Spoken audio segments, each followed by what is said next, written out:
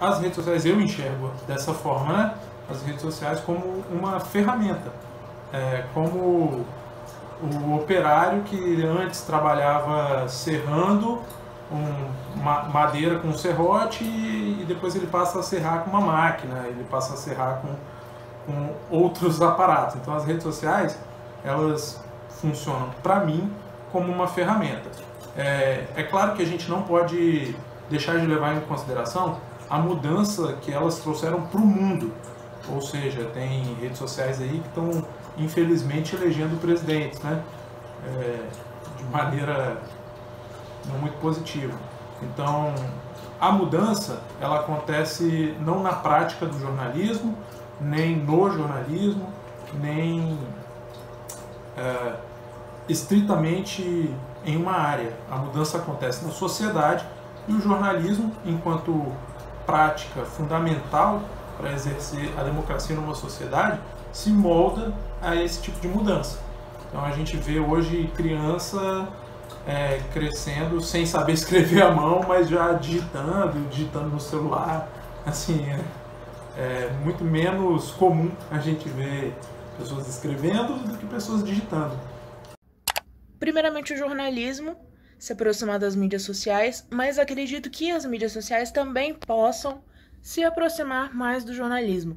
A gente tem alguns detalhes de texto, de configuração de lead, exigências que o nosso próprio tipo de texto exige, que as mídias sociais ainda não atendem tão bem. A gente precisa se adequar ao tweet, por exemplo, que é pequeno, a gente tem que se adequar ao blog, a gente tem que se adequar ao Facebook, mas a gente ainda não tem uma resposta contrária a isso. Coisas que facilitem o nosso trabalho para que a gente consiga respeitar as regras jornalísticas dentro de um texto, por exemplo. Quando você faz essa adaptação do texto jornalístico para o SEO, por exemplo, tem coisas que a gente não consegue praticar. Tamanho de título, por exemplo, fazer algumas mudanças no texto que são repetitivas para a gente, mas que para o SEO seria bom. Então, assim, acho que é um aprendizado balancear a técnica aplicada ao nosso texto, aos nossos textos, às nossas reportagens, e o que a plataforma pede, o que as pessoas com os comportamentos e com os hábitos de hoje pedem. Os grupos de jornalismo, os veículos de jornalismo vão ser cada vez mais empresas de tecnologia. Talvez no futuro os próprios jornais criem uma rede social.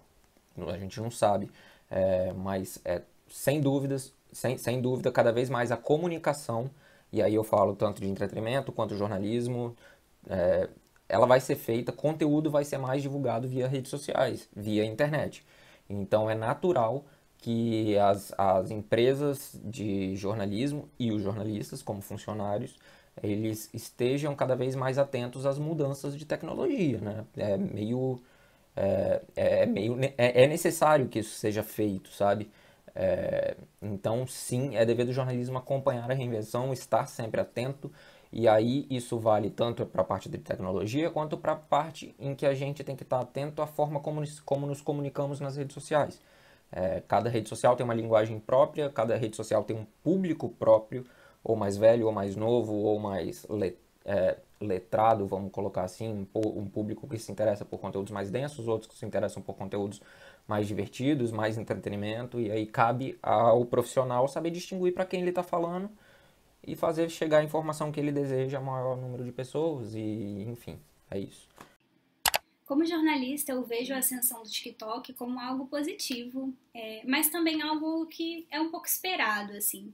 Quando a gente olha a história das redes sociais e olha como que as coisas funcionam na internet, a gente observa que existem redes sociais que têm picos de popularidade, de que, né, estão ali na boca das pessoas, nos dedos das pessoas, E a gente vê redes sociais que aparecem e desaparecem. No passado a gente tinha o Orkut, que era muito popular no Brasil.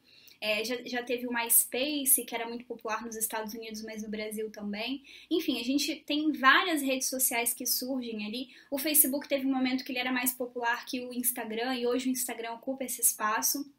E o TikTok não vejo como algo muito diferente.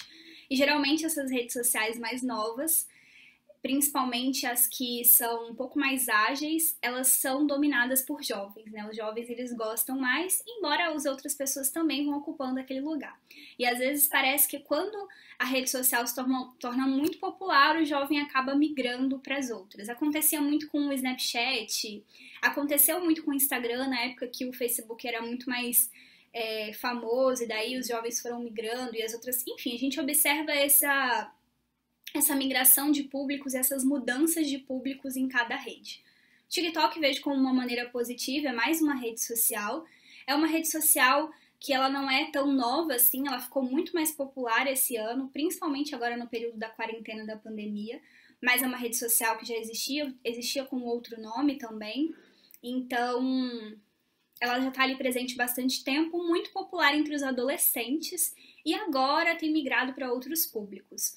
Hoje eu acompanho um pouco da produção que as pessoas fazem ali, é basicamente para entretenimento, pouca coisa de marcas. As marcas, elas começaram a olhar para o TikTok com outro olhar, que não olhava antes, então começaram a produzir conteúdos ali para aquela rede em específico, né? São vídeos curtos, vídeos muito engraçados, então se torna popular pelos filtros, pelas dublagens, pelas coisas engraçadinhas. Muitos atores e atrizes, né, um pouco mais velhos, começam a migrar esses conteúdos, né? Começam a produzir conteúdo para o TikTok. Então isso tudo faz com que aumente a popularidade da rede. Tenho observado que também o TikTok, as pessoas elas começaram a usar o TikTok como uma maneira de informar as pessoas sobre algumas coisas. Não sei se vocês já viram um modelo de vídeo em que a pessoa está na frente e tem um fundo falso e que ela coloca alguma imagem e começa a explicar alguma coisa. Então, sei lá, mostra o mapa do Brasil e aí começa a mostrar e falar alguma coisa ali com aquilo no fundo. Ou, enfim, quer explicar sobre algum caso polêmico que já aconteceu e as pessoas gostam disso, né? Um caso misterioso e tudo mais. Então, coloca as imagens assim no fundo e começam a explicar. Isso já mostra um pouquinho da transição dos conteúdos que estão ali. Peraí, o TikTok não é só conteúdo bobinho, sabe? A gente não se precisa colocar só informação que não é informação, né? É só colocar brincadeira, dublagem e filtros toscos ou engraçadinhos, enfim. Então a gente observa uma migração ali desse tipo de conteúdo.